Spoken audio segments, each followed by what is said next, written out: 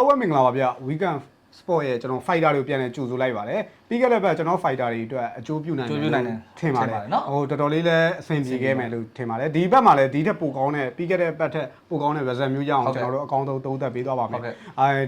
ဒီစနေညအတွက်ကျွန်တော်အကောင်းဆုံးဒိတ်တစ်ခုချင်းစီကတပွဲစီအရင်ဆုံးရွေးပဲเนาะကျွန်တော်ကတော့ဆရာရဲကျွန်တော်စနေညအတွက်ကိုကျွန်တော်ပရီးမီးယားလိရဲ့ရွေးထားတယ်ဆရာရဲကဘယ်လိကရွေးထားကျွန်တော် series ဘိုင်းကိုရွေးထားတယ်အဲ့ဒါဆိုကျွန်တော်ပရီးမီးယားလိကပဲကျွန်တော်စလိုက်เนาะ fighter တွေကျွန်တော်ပရီးမီးယားလိပွဲစဉ်တွေကနေမှာကျွန်တော် Brighton နဲ့ Sunderland ပွဲစဉ်ကိုရွေးချယ်ထားပါတယ် Brighton ကဟိုမြန်မာဈေးပေါ့နော်ဟိုအာရှဈေးဝင်တော့ 0.75 မှာမြန်မာဈေးကတော့ဒါ1.30ထွက်နေပါတယ်အဲ့အချိန်မှာ Brighton ရဲ့ဈေးရောက်နေချိန်မှာ54.1ရာခိုင်နှုန်းရှိပါတယ်အဲ့တော့ဒီ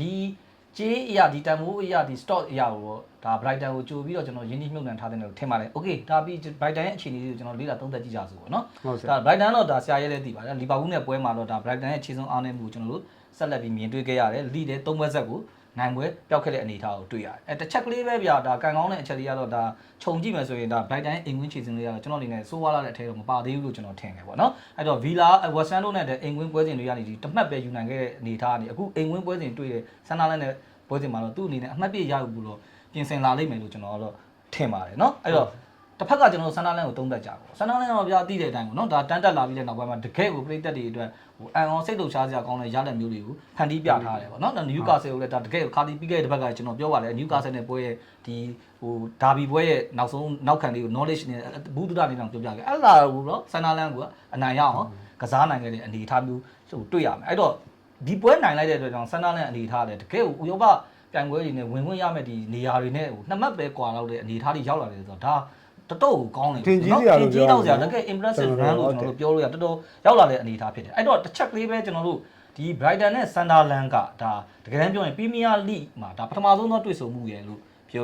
လုံးတွေ့ဆုံမှုပေါ့နော်ပထမဆုံးတွေ့ဆုံမှုပါပဲဒါဟို2017 August လတုန်းကဒါ League ဖလားပွဲစဉ်အဖြစ်တော့ Brighton ကွင်းကိုသွားကစားတော့ဒါSunderland 1-0နဲ့တည်းရှုံးတယ်ဒါပေမဲ့ရှုံးတယ်ဆိုတော့ညာဒါအချိန်ပိုမိနစ်အတွင်းမှာဇီးဇီးနဲ့ဒါနာကျင် extra time ရောက်တော့မှဒါ 1-0 နဲ့ဒါရှုံးတာအဲရှုံးပြီးတော့ Brighton ကဒါ League ဖလားတက်လက်ရအဆင့်ကိုတက်သွားခဲ့ရရှိတယ်ပြီးတော့နောက်ထပ် Brighton ကွင်းမှာပဲကျွန်တော်တို့ Championship မှာတွေ့တော့ရတယ်ဒါ Brighton 2-1 နဲ့နိုင်တယ်အဲ့ဒီရဲ့နောက်ဆုံးအချိန်မှာလေဒါကျွန်တော်တို့ကနိုင်ခြေစမ်းပွဲစဉ်ကိုတော့ဖယ်လိုက်ပေါ့နော်နောက်ဆုံးသူတို့၄ချိန်တော့တွေ့ခဲ့တယ်မှာခြေစမ်းပွဲစဉ်ကိုဖယ်လိုက်ဒီပြိုင်ပွဲအသွင်နဲ့တွေ့ရတဲ့ဟာမှာ Brighton ကွင်းမှာ2ချိန်သွားတွေ့တယ်ပြီးတော့ Sunderland ကွင်းမှာဒီ League ဖလားပွဲပြန်တွေ့တော့ဒါ Sunderland 2-0 နဲ့တော့ Brighton ကိုပြန်နိုင်ခဲ့တာရှိတယ်ဆိုတော့ဒါအစင်လာပိုင်းမှာတော့ Brighton ကွင်းသွားကြတဲ့အနေအထားမှာတော့ Sunderland နည်းနည်းအားနေခဲ့တယ်လို့တွေ့ရတယ်ဒါတော့ဘာလဲတော့ဒါရီယာနှစ်တွေတော့ကြာခဲ့လာပါပြီအခုကဒါကြောင့်လည်းဒီနှစ်သင်းကဒီပြောရရင်တော့2017ဒီနောက်ပိုင်းကစားခဲ့တဲ့ဘယ်ပြိုင်ပွဲတွေမှာဒီနှစ်သင်းကမတွေ့ခဲ့ဘူးပဲဒါပထမဆုံးချိန်ခုတွေ့ခဲ့တဲ့အနေအထားပေါ့အဲ့တော့ကျွန်တော်တို့တစ်ချက်ရှိတယ် Brighton ကဒီ2023တုန်းကတော့ဒါစပါးကိုဒါဒီဇင်ဘာအတွင်းမှာပဲစပါးကို4-2နဲ့နိုင်ပြီးတဲ့နောက်ပိုင်းမှာဒီဇင်ဘာအတွင်းကစားခဲ့တဲ့ League 9ပွဲစလုံးလက်တော်မှာ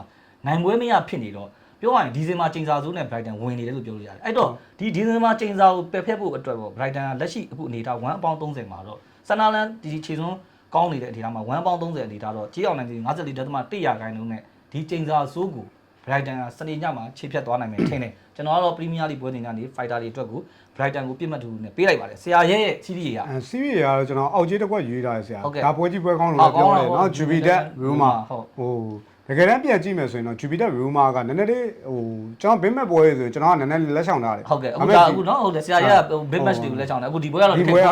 တိုးရတော့မယ်ဆိုတဲ့အနေအထားတစ်ခုမှရောက်တယ် Jupiter နဲ့ Roma မှာကျွန်တော်ကရေဘူးရအဖြစ်ပြန်ကြည့်မယ်ဆိုရင် Jupiter ကတာနှုံးတော်တော်လေးကောင်းတယ်နောက်ဆုံးဒီ Jupiter အိတ်ကွင်း22ပွဲလက်ခံကစားတယ်နောက်ဆုံး22နှစ်တာကာလအတွင်းမှာ Jupiter 15ပွဲနိုင်တယ်5ပွဲတင်တယ် Roma 2ပွဲပဲနိုင်ခဲ့တာအစင်လာပိုင်းကတော်တော်လေးရေးနေခဲ့တယ်လို့ပြောရမယ်ပေါ့နော်ဒီ Jupiter အိမ်ကွင်းကသွားကစားတိုင်းမှာလဲ Roma အနေနဲ့ပထမပိုင်းမှာလဲနိုင်တဲ့ပွဲကဟိုကျွန်တော်22ပွဲလောက်မှာ2ပွဲလောက်ပဲရှိခဲ့တဲ့အနေဒါဟိုပြောမယ်ဆို Jupiter နဲ့လက်ခံကစားတိုင်းမှာသူကတော်တော်လေးနှိပ်ပါနေခဲ့တာတွေ့ရတယ်ဒီလိုပဲကျွန်တော်ဒီလက်ရှိ Roma ကိုကိုင်ရွယ်နေတဲ့ Gasparini ကလည်း Jupiter နဲ့ထိပ်တွေ့ဆုံတဲ့ဒီ36ပွဲလောက်မှာသူက6ပွဲပဲနိုင်တယ်73ပွဲတည်နေပွဲ20ရှုံးခဲ့တာဟုတ်ကဲ့သူကပြောရမယ်ဆိုရင်တော်တော်လေးဒ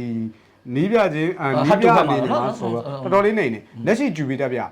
လက်ရှိ Jupiter ကတော့မစိုးဘူးလို့ပြောလို့ရတယ်ကျွန်တော်တို့ဒီနောက်ဆုံးပြိုင်ပွဲဆုံးမှာဆိုရင်30ရက်နေ့10လပိုင်း2025တည်းကစပြီးတော့ကြည့်မယ်ဆိုရင်သူကနာပိုလီတသိန်းကိုပဲရှုံးခဲ့တယ် အိမ်ဝင်ပွဲတွေအနေနဲ့ဆိုရင် Jupiter နောက်ဆုံးအိမ်ဝင်ပွဲနဲ့10မှာအတလန်တပွဲပဲရှိတယ်ဒါပေမဲ့အဲ့လောက်ဒီကောင်းနေတဲ့အပြင်ကိုကျွန်တော်ဒီနေ့မှာဘာကြောင့်ဟိုဘက်ကန်ရွေးလိုက်လဲဆိုရင်ကျွန်တော် Roma ကြိုက်တယ်ဗျာပြီးခဲ့တဲ့ဘက်ကလည်း Roma ကိုနဲ့ကိုဆရာကြီး Roma ပေးတယ်နော်အောင်တယ်နော်ဒီဘက် Roma ကိုထပ်ပြီးတော့ကြိုက်တယ်ဆိုတော့ Roma ရဲ့လက်ရှိအနေထားပြန်ကြည့်မယ်ဆိုရင်တော့ Roma ကဒီ Gasparini လက်ထက်မှာနောက်ဆုံး late away win ပွဲတွေမှာကျွန်တော်ကဲယူလိုက်ယူ1-0နဲ့ရှုံးသွားတယ်အဲ့ဒီပွဲတွေမှာတိုက်စစ်ကဂိုးမရခဲ့ဘူး Gasparini လက်ထက်မှာပြန်ကြည့်မယ်ဆိုရင် Roma away win မှာသူကတေပွဲမရှိကြဘူးအဲ့လိုပဲနောက်တဲ့နှစ်ပွဲဆက်တိုက်စစ်ကဂိုးပေါက်ပြောက်ခဲ့ရလည်းမရှိဘူးနောက်တစ်ချက်ထပ်ပြီးတော့ပြန်ကြည့်မယ်ဆိုရင်သူဂိုးပေးခဲ့ရတာနောက်ဆုံး away win 3ပွဲဆက်ဂိုးပေးခဲ့ရတာဒီ AC Milan Cremonese ကဲယူလိုက်အဲ့ဒီမတိုင်ခင်ပြန်ကြည့်မယ်ဆိုရင် Fiorentina နဲ့တပွဲကလွှဲရင်ကျန်တဲ့ပွဲတွေမှာသူကလင်းရှိရတာလေ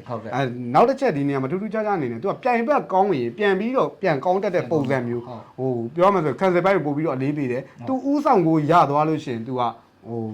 ပြောမှဆိုရင်ညာဟိုတစ်ဖက်ပြိုင်ဘက်ကိုဂိုးမပေးရအောင်သူကစားနိုင်တဲ့အနေအထားမျိုးမှာကျွန်တော်ကတော့လက်ရှိ Jupiter level 80မှာ Roma ကြေးအောင်သွားမယ်လို့ထင်တယ်ဟိုနှစ်သင်းစလုံးကအနေအထားရပြန်ကြည့်မယ်ဆိုရင်အိမ်ကွင်းဝေးကွင်းအရန်တည်ငြိမ်နေခံစပိုင်းနဲ့တော်တော်လေးတည်ငြိမ်နေတဲ့အနေအထားဂိုးအောက်ပိုင်းကောင်းတယ်ဆိုပေမဲ့လက်ရှိခံစပိုင်းတွေကိုပဲအလေးပေးလာမယ်အနေအထားတစ်ခုမှာကျွန်တော်အနေနဲ့တည်ပွဲကရက်လက်ကောင်းသွားမယ်လို့ထင်တယ်နောက်တစ်ချက်က Jupiter နောက်ဆုံးအိမ်ကွင်း3ပွဲဆက်နိုင်တာ